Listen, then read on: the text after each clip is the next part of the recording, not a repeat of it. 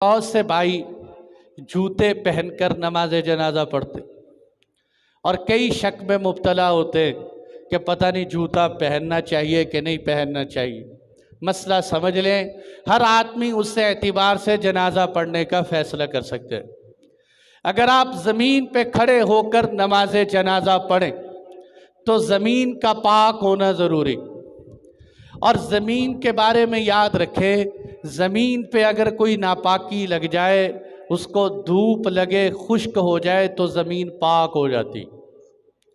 زمین کے اوپر کوئی ظاہری ناپاکی نہیں، کوئی نجاست نہیں۔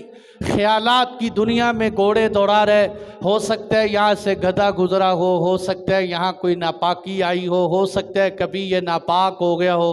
ایسے خیالات کا شریعت اعتماد نہیں کرتی۔ اگر تمہیں ظاہری نظر آتا ہے ناپاک ہے تو ناپاک۔ دوسری شکل، آپ جوتا پہن کر نماز پڑھ رہے، اس صورت میں جوتے کا پاک ہونا بھی ضروری، جگہ کا پاک ہونا بھی ضروری۔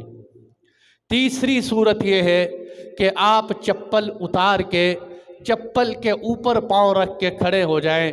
اس صورت میں نہ زمین کا پاک ہونا ضروری ہے، نہ جوتے کے نیچے والے حصے کا پاک ہونا ضروری ہے، صرف اس حصے کا جس پہ آپ کا پاؤں ہے وہ پاک ہو گیا تو کافی۔